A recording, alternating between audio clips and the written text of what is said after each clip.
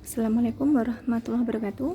Bagaimana kabarnya? Sudah selesai mengerjakan halaman 169? Oke, kita bahas nomor 1 ya.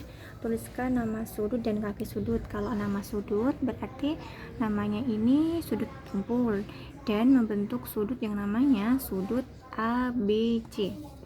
Gini ya. Sudut tumpul, sudutnya ABC.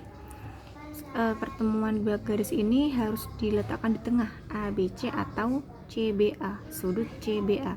Kaki sudutnya garis AB dan garis BC.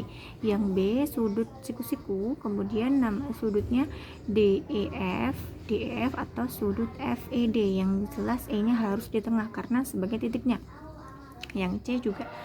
Oke, kemudian lanjut yang nomor 2, disuruh menghitung besar sudutnya. Besar sudut, garis alasnya ini dipaske dengan garis horizontalnya 105 derajat. Oke, yang A 105 derajat. Yang B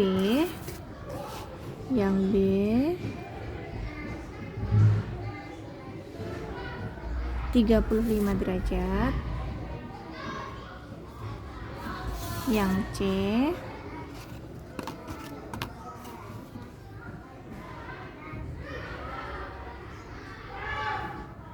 50 derajat. Yang D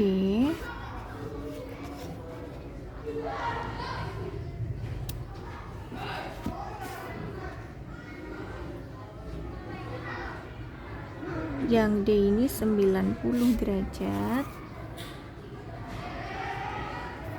Yang E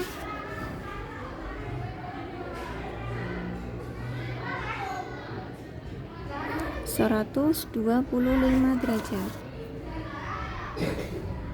Nah, gini ya. Kemudian nomor 3. Nah, nomor 3 ini kan kemarin Ustazah bilangnya 10 ya.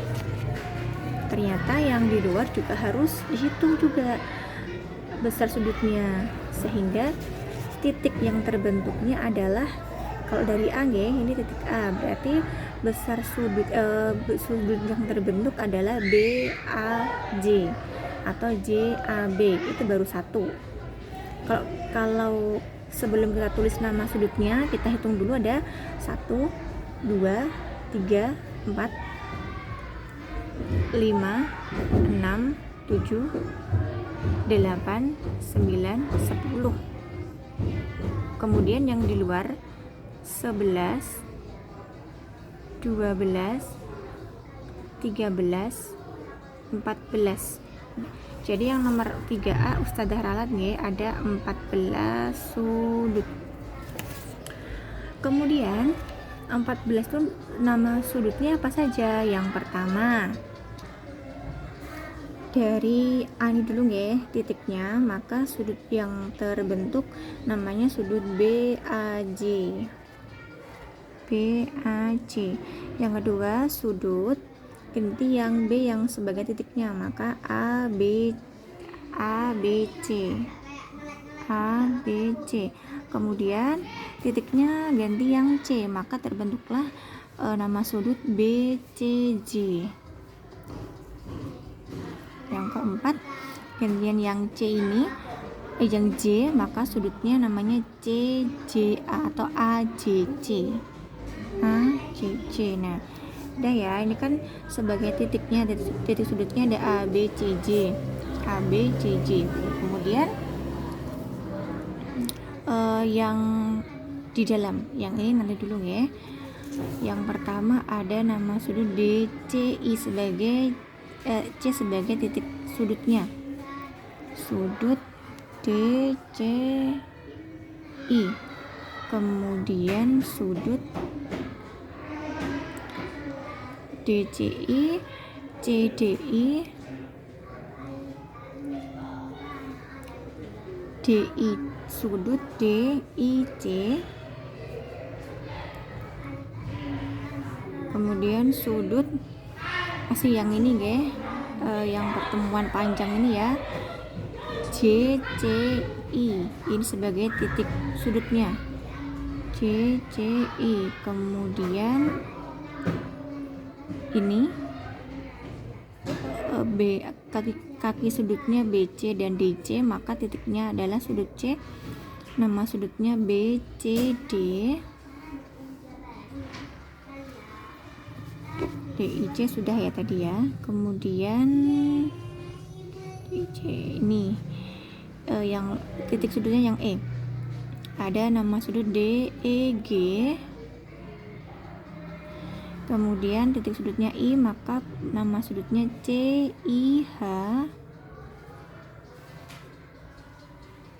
Kemudian sudut GFH, F sebagai titik pusatnya, GFH. Kemudian sudut FHG, H sebagai titik pusatnya. Kemudian G sebagai titik pusatnya, maka sudut FGH.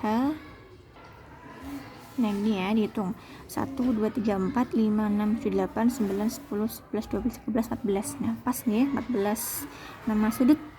Nah kemudian yang B, sudut mana yang paling besar? Ini kalian harus menghitungnya dengan busur derajat atau dilihat sekilas mata saja.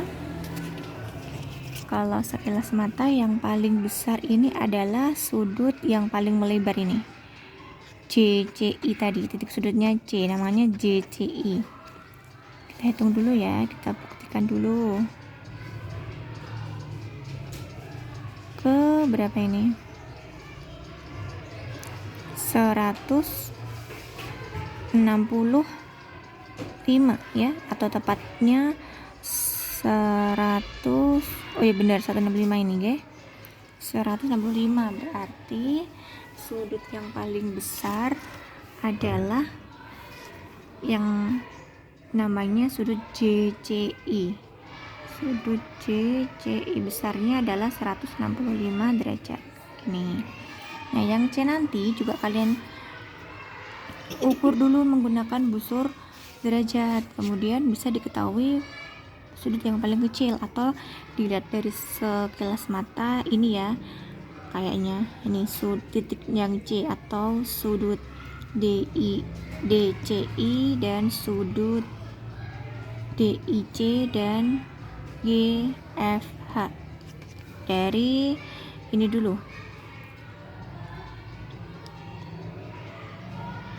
35 ya, yang besarnya sudut DCI 35. Mana tadi DCI? 35 ini ya, 35 derajat. Kemudian yang DIC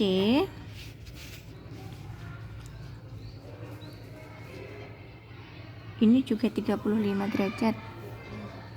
Mana tadi? DIC 35 derajat.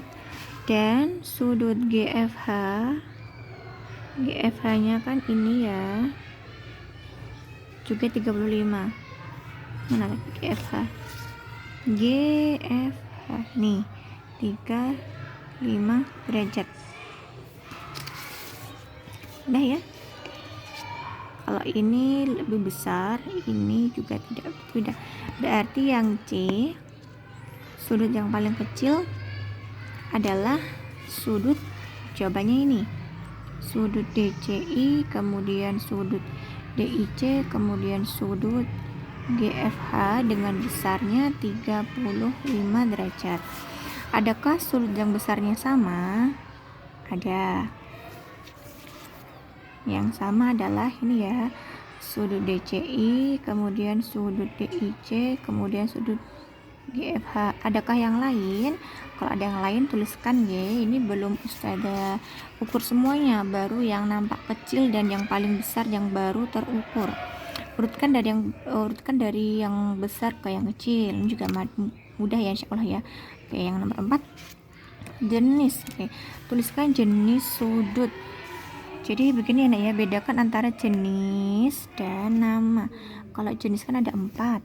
Nah ini kenapa harus ditulis juga jenisnya? Karena biar kalian semakin hafal.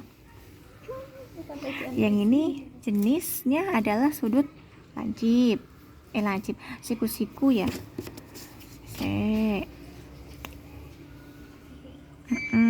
siku-siku, ini juga siku-siku, ini namanya sudut lancip, betul ya. Kemudian ini silakan lanjutkan sendiri. Nah, yang nomor 5, sudut apa yang terbentuk pada setiap pertemuan sisi pada segitiga KLM. Tentukan juga besar dan jenis dengan jenis sudutnya ya. Oke. Ini kan ada 3 sisi. Kemudian kalian disuruh menentukan nama sudutnya. Yang pertama terbentuk sudut KML. KML dengan titik pusatnya adalah titik M. Besarnya 90 derajat ya. Yang kedua sudut MKL. K kan di tengah, maka ini sebagai titik sudutnya, titik K. Yang L MLK atau KLM. Yang penting titiknya ini di tengah. Jadi udah ya, yang di tengah ada titik MKL. Kemudian besarnya ini, kemudian jenisnya yang belum Ustazah tuliskan. 90 berarti sudut siku-siku. 64 derajat kurang dari 90 berarti sudut, mudah ya, 30 derajat namanya sudut apa gitu ya.